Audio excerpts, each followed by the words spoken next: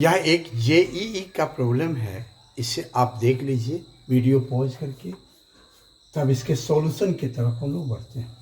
देखिए, एक conducting liquid है, लिक्विड का बबल है जिसका रेडियस दिया है a और थिकनेस दिया है t, और यह चार्ज किया गया है v पोटेंशियल। तो ये जो बबल है वह एक ड्रॉपलेट में कोलैप्स कर जाता है। तो ड्रॉपलेट में जब कोलैप्स करता है तो उसका पोटेंशियल कितना होगा ये फाइंड करना है। तो ये आप समझ रहे हैं कि चार्ज जितना उस पर होगा बबल पर, वही चार्ज रह जाएगा ड्रॉपलेट पर भी। और वॉल्यूम जो बबल के अंदर लिक्विड का जो वॉल्यूम है, मतलब जितना वॉल्यूम है वही वॉल्यूम बबल का, जो बबल के अंदर जो मटेरियल है, जो भी लिक्विड है, उसका जो वॉल्यूम होगा वही वॉल्यूम ड्रॉपलेट का रहेगा। तो यहाँ पर देखिए आप पहले चार्ज के लिए देख लें तो V is equal to, solution यहाँ पर देखें, V is equal to K Q upon R होता है पोटेंशियल के लिए। तो चार्ज हम मान लेते हैं Q है और रेडियस इसका दिया है A है। तो potential V is equal to K Q upon A हो गया। अब चलते हैं जो इसके अंदर, जैसे ये ड्रॉपलेट हो गया यहाँ पर, सॉरी ये ड्रॉपलेट, पहले बबल का देख ले तब ड्रॉपलेट को बता रहे हैं। ये बबल हो गया यहाँ।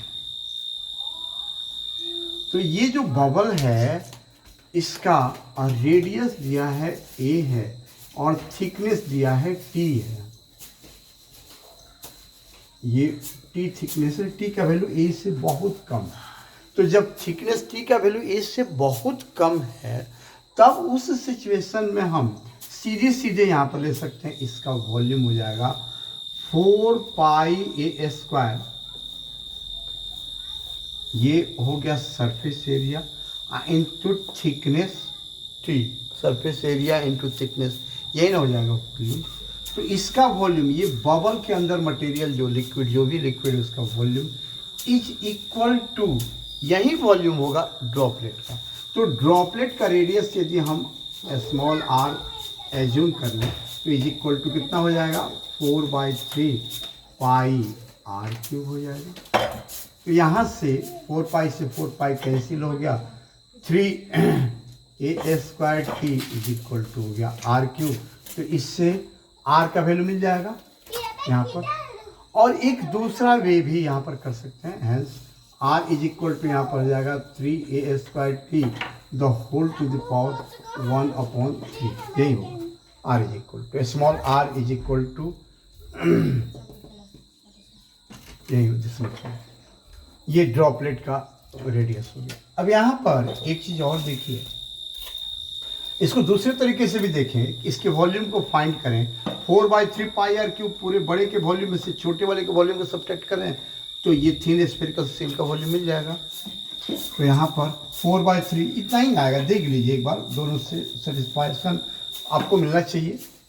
4/3 पाई आर क्यूब, तो आर पहले हो जाएगा a plus t the whole cube और माइनस 4/3 पाई a क्यूब होगा यहाँ पर। तो 4/3 और यही वैल्यू जो होगा वॉल्यूम, यही हो जाएगा यहाँ पर 4/3 पाई आर क्यूब के। तो अब आप यहाँ से देख लीजिए, 4/3 पाई कॉमन लेके कैंसिल हो जाएगा, तो यहाँ पर बचेगा a cube plus t cube plus 3a square t plus 3at square minus a cube यहाँ पर बच जाएगा। a plus B the whole cube पर यहाँ पर हमने एक्सपेंशन कर दिया है, और यह इज इक्वल टू कितना हो जाएगा, r क्यूब होगा। ठीक है। ये अब यहाँ क्लियर है कि a क्यूब से a क्यूब कैंसिल हो गया और t क्यूब जो होगा वो नेग्लिजिबल होगा, क्योंकि t a से बहुत कम है। तो जब बहुत कम है तो टी क्यू नेग्लिजिबल होगा और टी स्क्वायर वाला टर्म ये भी नेग्लिजिबल होगा। तो क्या बचेगा यहाँ पर, 3a square T left side is equal to R cube, यही ना आया था, 3a square T is equal to R cube यहाँ पर आया था, देखिए ना। तो इसके आधार पर अब ऐसे बना लें या ऐसे बना लें, ठीक है, क्लियर हो गया। अब यहाँ से r इज इक्वल टू, इसको मिटा देते हैं, r इज इक्वल टू सीधे वैल्यू हो गया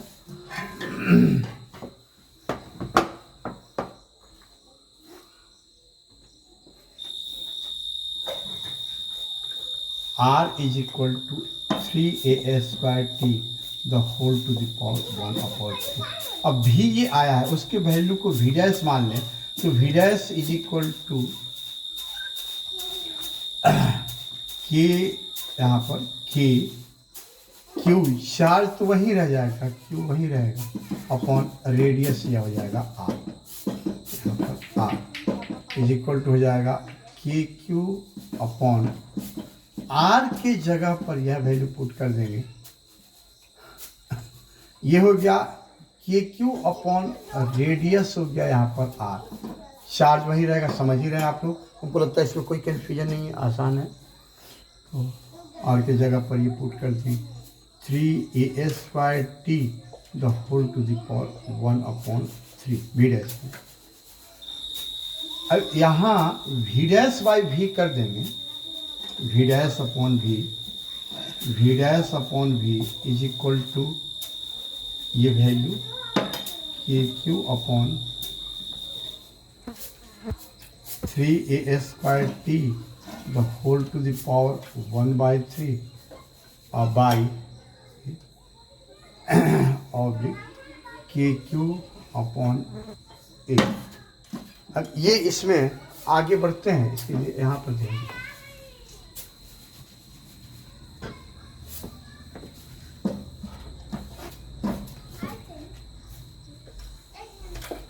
एक, आगे पढ़ने से पहले थोड़ा सा एक चीज़ अपने क्लास के बारे में बता लें।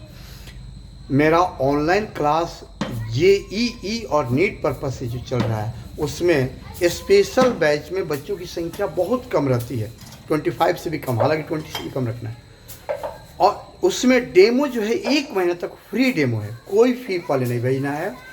और पहले 2 दिन न्यू स्टूडेंट्स का, फर्स्ट 2 डेज जो होगा वो न्यू स्टूडेंट्स के लिए अलग से डेमो होगा। और उस डेमो में, फ्री डेमो में बच्चे जहाँ से मन करे JEE और नीट पर्पस से 11th-12th के किसी भी कॉन्सेप्ट से रिलेटेड पूछ सकते हैं, कोई डेरिवेशन पूछ सकते हैं, कोई प्रॉब्लम पूछ सकते हैं, वर्ड कहीं से भी जहाँ से मन करे वो प्रॉब्लम पूछ सकते हैं, वो फ्री हैं। JEE और नीट पर्पस से प्रॉब्लम पूछ सकते हैं। इन 2 दिनों में सैटरडे संडे को डेमो होता है, पहले 2 दिन, और संडे को पूरा टाइम मिलता है। संडे को जितना देर मन करे, 2, 3, 4 घंटा, 5 घंटा, जितना देर मन करे, टीचर के एबिलिटी के बारे में बच्चे टेस्ट ले सकते हैं, जज कर सकते हैं टीचर को कैसा पढ़ा रहे हैं, क्या उनके अंदर एबिलिटी है, कितना नॉलेज है JEE और नीट पर्पस से, ये स्टूडेंट्स जज कर सकते हैं। ये बात कहना उचित नहीं लग रहा है, फिर भी जो ऑनलाइन फ्रॉड चल रहा है उसको ध्यान में रखते फ्रैंकली बोलना ज़्यादा अच्छा। फ्रैंकली किसी बात को कहना बहुत ही अच्छा होता है। बच्चे हर बात को पहले ही समझ जाएंगे, टीचर के बारे में हर स्थिति को पहले ही जान जाएंगे, तो उनके किसी भी फ्रॉड में पड़ने का कोई चांस नहीं होगा। इसके अलावा हर महीने, उसके बाद 1 महीने तक फ्री डेमो है। सैटरडे संडे के बाद मंडे से स्टूडेंट कंटिन्यू करेंगे क्लास को बैच में, तब बैच में अलग से नहीं, और उसमें वो 1 महीना तक उनका कोई फ़ी नहीं भेजना है, 1 महीना पढ़ने के बाद फ़ी भेजना है, और हर महीने पढ़ने के बाद ही फ़ी भेजना है, कभी भी फ़ी एडवांस नहीं भेजना है।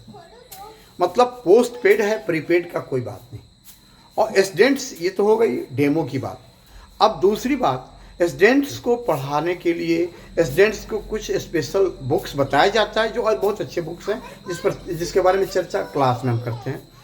स्टूडेंट्स इसके अलावा जहाँ से मन कर, जिस बुक से मन कर प्रॉब्लम्स बनाते हैं, पूछते हैं। अलग अलग स्टूडेंट्स कुछ अलग अलग बुक से प्रॉब्लम बनाते हैं। 2, 3, 4 बुक से, मतलब मेरे पास जो स्टूडेंट्स पढ़ रहे हैं अभी, वो कोई 5 बुक से भी बना रहा है अच्छे, जैसे इरोडोब से भी, और डिफरेंट बुक से भी बना रहे हैं, अच्छे बुक से, और प्रीवियस ईयर के प्रॉब्लम से बना रहे हैं। और इसके अलावा स्टूडेंट्स जहाँ से मन करे, अलग अलग स्टूडेंट्स अलग अलग बना रहे हैं। कोई 2 ही बुक बना रहा है, कोई 5 बुक बना रहा है, वो जिस कोचिंग में पढ़ता है, जिस कोचिंग का मॉड्यूल उसके पास है उसका भी बना रहा है, और उसमें अपना पढ़ रहा है या नहीं पढ़ रहा है वो उनकी मर्जी है।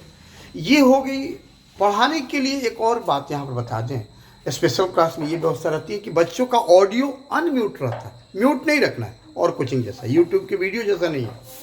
उसमें बच्चे का ऑडियो अनम्यूट रहेगा। बच्चे स्टूडेंट जहाँ से मन करे, जिस डेरिवेशन में, जैसे यहाँ पर डेराइव कर रहे हैं टीचर, खड़ा होकर ऑफलाइन जैसा क्लास होता है, खड़ा होकर बोर्ड पर, अब एक स्टेप टीचर लिखे, स्टूडेंट उसमें डिस्कस करते रहेंगे, और टीचर भी वहाँ पर, जैसे हम ही पूछते रहते हैं बच्चों से, ये समझ में आया नाम रख के, या बच्चे भी हमसे पूछते रहते हैं।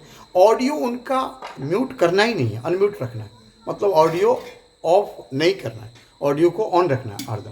वीडियो ऑफ रखना है, मतलब म्यूट रखना है वीडियो। और बच्चे यहाँ पर हर स्टेप में पूछते जाएंगे, हर डेरिवेशन में या कोई थ्योरी है उसमें भी डिस्कस करते रहेंगे बच्चे, ज़रूरत नहीं हुआ तो नहीं पूछेंगे। और ये बात हो गई, निवाज होगा तो वहाँ पर ऑडियो को म्यूट करना या हम कर देते हैं। इसके अलावा जो स्पेशल बैच है, जो भी बैच स्पेशल है, उसमें रिपीटर्स और जो रिपीटर्स हैं, और उसमें ये ध्यान रखा गया है कि नीट में 2024 में जो स्टूडेंट्स लाए हैं 545 से एबव मार्क्स, उनको एक साथ और उनके नीचे वाले को एक साथ रखा गया ताकि दोनों बैच से रिजल्ट मिल सके। और ऐसे ही 24 में जेई में जो बच्चे लाए हैं, जेई मेन की बात हो रही है, 85 परसेंटाइल से एबव उनको एक साथ, और जो 85 से नीचे लाए हैं परसेंटाइल में उनको एक साथ रखा गया। यहाँ भी दोनों बच्चे से, दोनों बैच से रिजल्ट मिल सके। दोनों पर पढ़ाने का भी थोड़ा सा डिफरेंट होता है। फाउंडेशन बैच में भी, फाउंडेशन बैच में ऐसा रैंक वाइज नहीं बांटा गया, फाउंडेशन बैच एक साथ, जेई का एक साथ, जेई के बच्चे और नीट वाले बच्चे एक साथ अलग अपना पढ़ते हैं। और इसमें बच्चे जो हैं वो 1 महीना तक पढ़ें अपना डेमो में, उसके बाद अच्छा लगा तो फिर भेज दिए, आगे कंटिन्यू किए। बच्चे जहाँ से मन करे पूछ सकते हैं।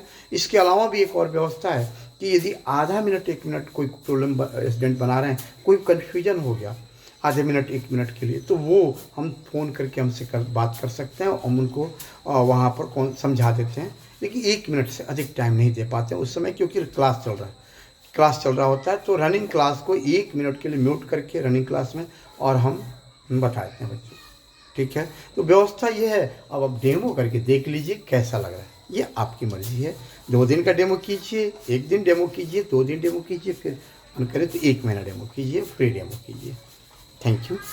अब आगे देखिए अब इसके बाद हम चल रहे हैं यहाँ पर, ये v dash upon v equal to this much आ गया, तो KQ बाई KQ से KQ कैंसिल हो गया।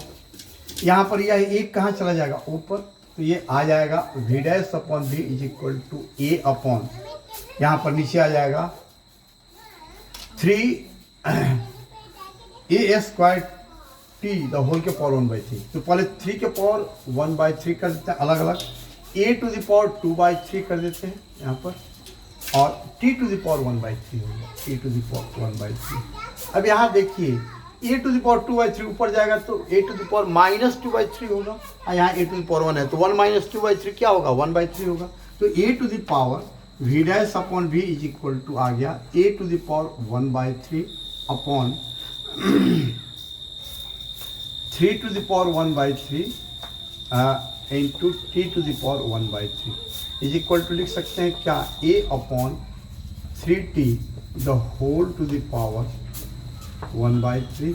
तो v dash is equal to कितना हो जाएगा, v इंटू मतलब a/3t the whole to the power 1/3 into v। यही चार्ज होगा, यही पोटेंशियल होगा, सॉरी, ड्रॉपलेट का। ठीक है, समझ गए होंगे। Thank you.